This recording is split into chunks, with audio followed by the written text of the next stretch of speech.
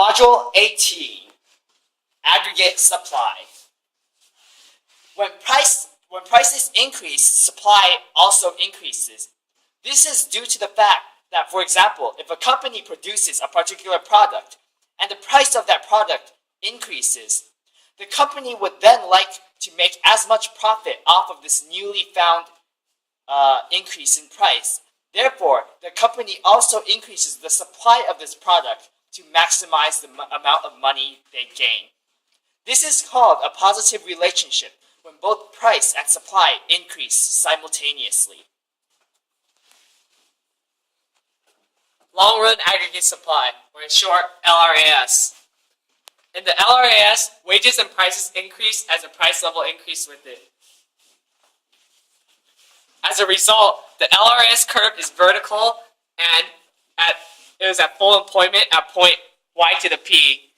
On the LRAS curve, the y-axis is the price level, or PL, and in the x-axis, we have GDPR, or real gross domestic product. Shifters of the LRAS. We have three main factors of the shifters of LRAS: resources, quality, and technology. For example, if we have more resources, in this case wood, we could produce more furniture. Thus, the LRAS curve shifts to the right, from the LRAS 1 to LRAS 2. And conversely, if the factory has less resources or less wood, they could produce less furniture, which shifts the LRAS curve to the left. Next, we have quality. For example, if a school provides better quality of education, the human capital increases, which shifts the LRAS curve to the right. However, when the LRAS curve shifts to the left, the human capital decreases, which is because of the worse education. Finally, we have technology. If a firm invents a supercomputer and increases productivity, it will shift the LRAS curve to the right. Then we have the short-run aggregate supply curve, or the SRAS. The SRAS is defined by when wages and prices do not increase as price level increases. This is shown by this simple graph of the short-run aggregate supply curve.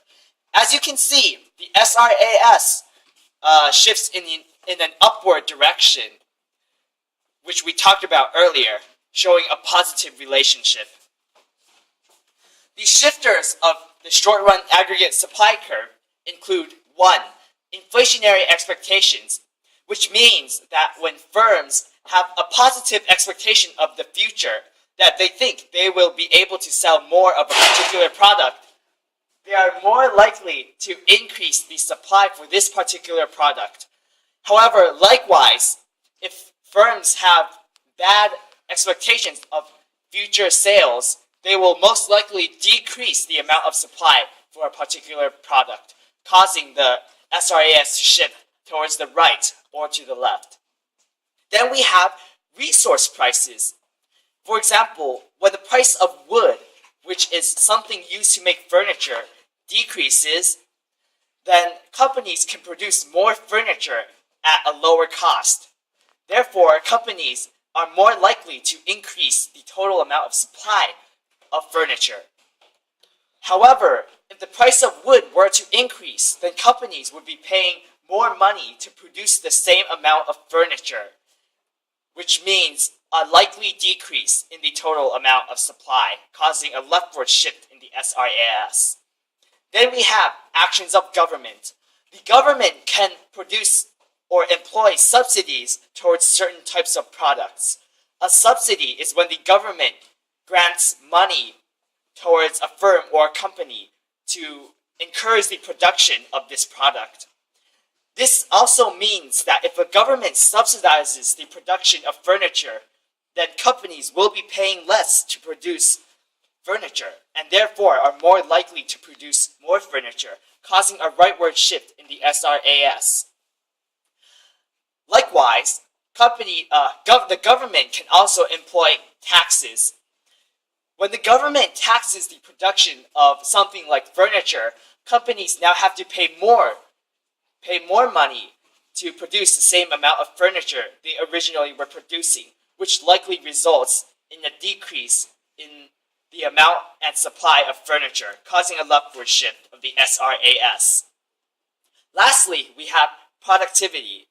For example, when there is an improvement in technology, when there are new machines and such, we can now produce goods and supplies at a much more efficient rate than before, which will shift the SRAS to the right. Now let's look at these shifts. This is an example of a rightward shift of the SRAS. As you can see, the curve shifts from SRAS1 to SRAS2, which shows an overall increase in real GDP. Then we have the SRAS shifting towards the left.